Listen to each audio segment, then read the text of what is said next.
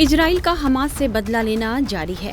पहले उसने 31 जुलाई की सुबह हमास के पॉलिटिकल विंग के मुखिया इस्माइल हानिया को मार गिराया। हानिया को ईरान की राजधानी तेहरान स्थित उसके घर में उड़ा दिया गया।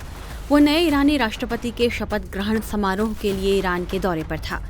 हालांकि इजरायली सेना ने आधिकारिक तौर पर इसका कबूलनामा नहीं किया है, लेकिन हमास ने इस्माइल हानिया के मारे जाने की पुष्टि की है।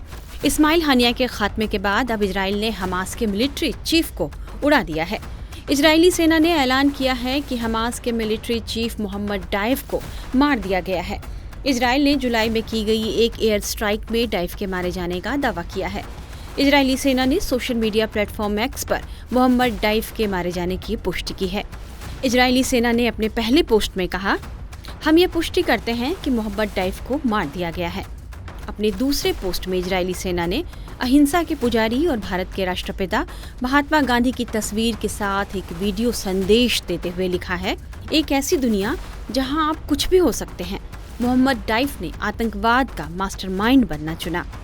इस्माइल हानिया के बाद मोहम्मद डाइफ को मारकर इजराइल अपना इंतकाम पूरा कर रहा है और वह हमास के बड़े नेताओं को मारकर इस संगठन की कमर तोड़ने की कोशिश कर रहा है। इजरायली सेना ने बताया कि 13 जुलाई को आईडीएफ लड़ाकू विमानों ने गाजा के खान यूनिस के इलाके में हमला किया था।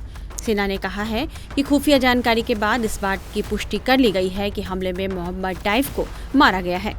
मोहम्मद डाइफ इजराइल के लिए कितना खतरनाक था, उसे इस बात से समझिए कि इजरायली सेना ने यह बताया है कि मोहम्मद डाइफ इजराइल पर हुए 7 अक्टूबर के हमले के पीछे का मास्टरमाइंड था।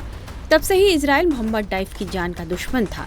वह इजराइल के टॉप मोस्ट वांटेड लिस्ट में शामिल था। इससे पहले भी मोहम्मद डाइफ कई बार इजराइल को चकमा दे चुका था, लेकिन इस बार वह बच नहीं पाया। 7 अक्टूबर को हमास ने इजराइल में घुसकर करीब 1200 लोगों की हत्या कर दी थी और सैकड़ों लोगों को बंदी बनाकर गाजा पट्टी ले गया। इसके बाद इजराइल ने गाजा पर ताबड़तोड़ हमला किया और अब तक इजराइल का गाजा पट्टी पर हमला जारी है। गाजा वो जगह है जहां हमास का राज चलता है। हमास यानी कि इस्लामिक रेजिस्टेंस मूवमेंट। हमास ने 1988 में घोषणा की थी कि इसकी स्थापना फिलिस्तीन को मुक्त कराने के लिए की गई है। हमास ने अब तक कई बार इजराइल पर हमला किया है, जिसमें कई आत्मघाती हमले भी शामिल हैं। मौजूदा समय में हमास फिलिस्तीन का सबसे शक्तिशाली संगठन है। गाजा पट्टी पर उसी की सरकार चलती है। हमास ने 2006 में गाजा पट्टी पर तख्ता पलट किया और 2007 में गाजा पट्टी पर पूरी तरह से कब्जा कर लिया।